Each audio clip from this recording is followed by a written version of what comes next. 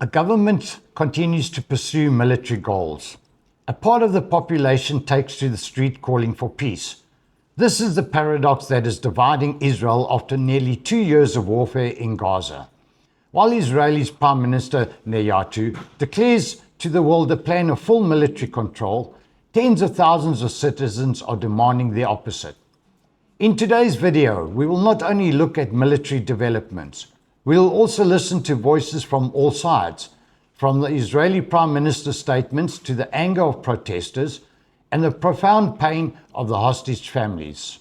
Prime Minister Benjamin Netanyahu's declaration of his intent to take full military control of Gaza has once again stirred Israel's already tense political landscape. The response to this move was not consensus, but a powerful wave of resistance across the country. Taking place in parallel with international diplomatic efforts, this event highlights the confrontation between the government's prioritized security strategy on one side and the urgent call to save lives from its own citizens on the other. Prime Minister Benjamin Netanyahu has outlined a clear plan which emphasizes the goal of completely eliminating Hamas to ensure long-term security for Israel. He describes this as a mission of liberation for the people of Gaza as well. In a statement to Fox News, Prime Minister Netanyahu affirmed that Israel would pursue the goal of complete military control in Gaza. This declaration was made despite growing criticism both at home and abroad over the devastating war that has lasted for nearly 2 years in the Palestinian territory. We intend to, in order to assure our security, remove Hamas there, enable the population to be free of Gaza, and to pass it to civilian governance. That is not Hamas and not anyone advocating the destruction of Israel. That's what we want to do. We want to liberate ourselves and liberate the people of Gaza from the awful terror of Hamas. And you were in the Gaza Strip today. You met Palestinians who are fighting Hamas because finally they see that they have a future. They can rid themselves of this awful tyranny that not only holds our hostages, but holds 2 million Palestinians in Gaza hostage. That's got to end. Regarding the post-war future, Netanyahu affirmed that Israel does not intend to occupy or govern Gaza, but wants to establish a security buffer zone and hand over administrative control to Arab forces. Well, we don't want to keep it. We want to have a security perimeter. We don't want to govern it. We don't want to be there as a governing body. We want to hand it over to Arab forces that will govern it properly without threatening us and giving Gazans a good life. Once again, this plan has been met with skepticism. Arab forces is a vague concept, and no country has publicly agreed to participate in such a plan. For many analysts, Mr. Netanyahu's stance seems to be pushing Israel into a de facto scenario of indefinite military occupation, regardless of the stated intentions. In stark contrast to the government's position, large weekly protests have been taking place in major Israeli cities like Tel Aviv and Jerusalem. Tens of thousands have gathered at Hostage Square in Tel Aviv, calling on the government to reach a ceasefire agreement and release the hostages. The hostage families also frequently hold press conferences and marches to pressure the government. They express fatigue, anger, and a loss of faith in the current leadership. For many, this war is a disaster for all sides. I want my government to bring back all the hostages in one deal and to stop this war. To continue the war is a disaster for the Palestinians and for us Israelis as well.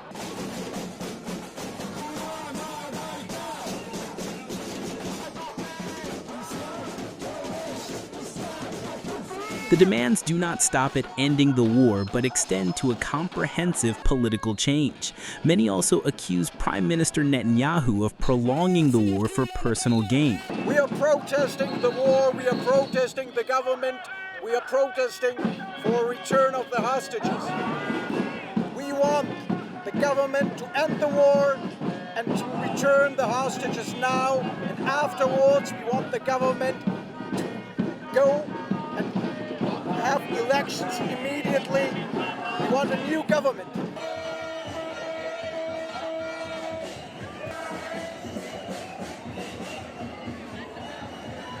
most of the people don't want the war.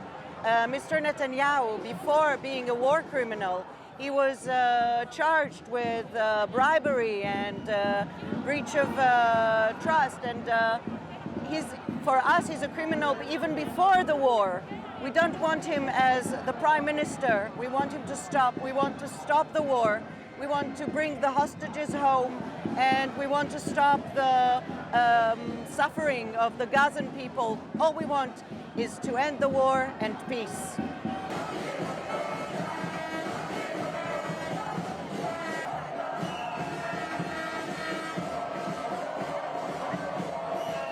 As the Israeli government gathered in Jerusalem in order to expand the operation, this horrible in Gaza, we are here demanding the end of the war, the immediate return of the hostages, end to the atrocities in Gaza, atrocities about the children in Gaza, and atrocities against our own soldiers and against our own hostages.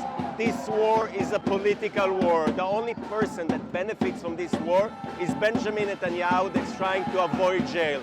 And we, the people of Israel, 85% of us demand the immediate end of this ridiculous, stupid, brutal war. The 85% figure cited by Mr. Dror, while a subjective estimate from a protester, reflects a deep-seated belief that the government is acting against the will of the majority of the people.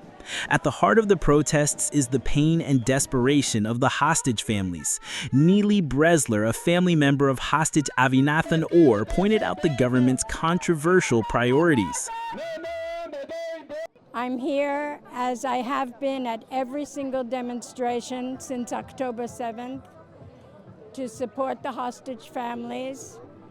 I have a connection to several of the hostages, but I'm here for all of them, all 50.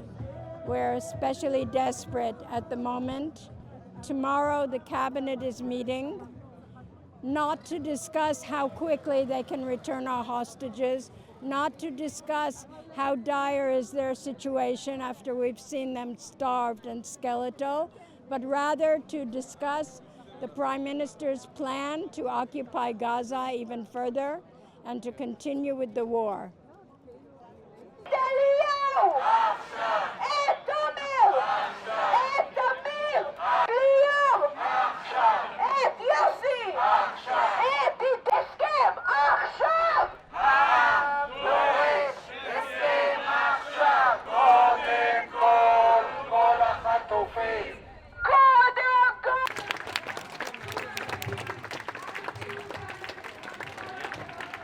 We need your help to make this decision be made right now.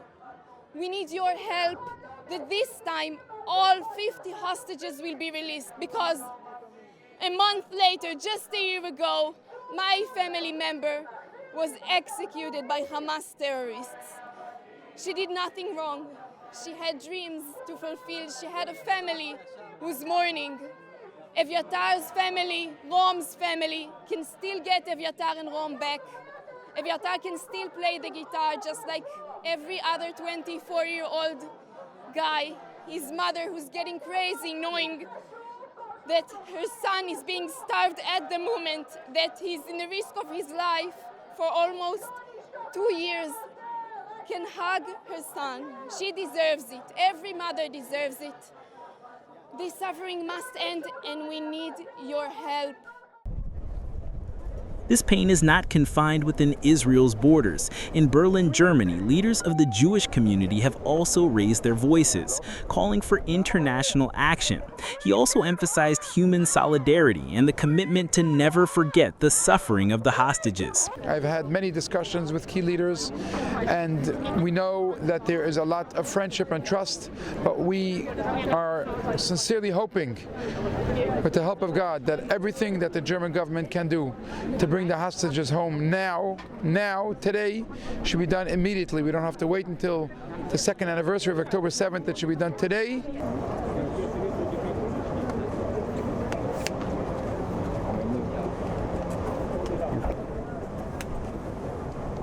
Israel is currently facing a war on two separate but interconnected fronts. In addition to the military front in Gaza, a tense political, social confrontation is taking place at home.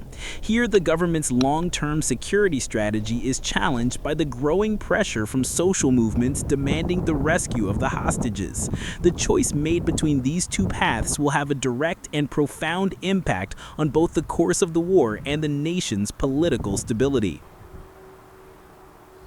The overall picture shows Israel in a state deep tension. This is not just a confrontation between the government and the people, but a conflict between two fundamental doctrines. On one side, long-term national security, and on the other, the immediate duty to protect the lives of citizens. The outcome of this internal confrontation will not only determine the fate of the hostages or the direction of the war, but also shape the political identity and social cohesion of Israel for years to come. Please share your perspective in the comments section. Thank you for watching. Don't forget to like, share, and subscribe to our channel to continue receiving updates and analysis on important international events with us.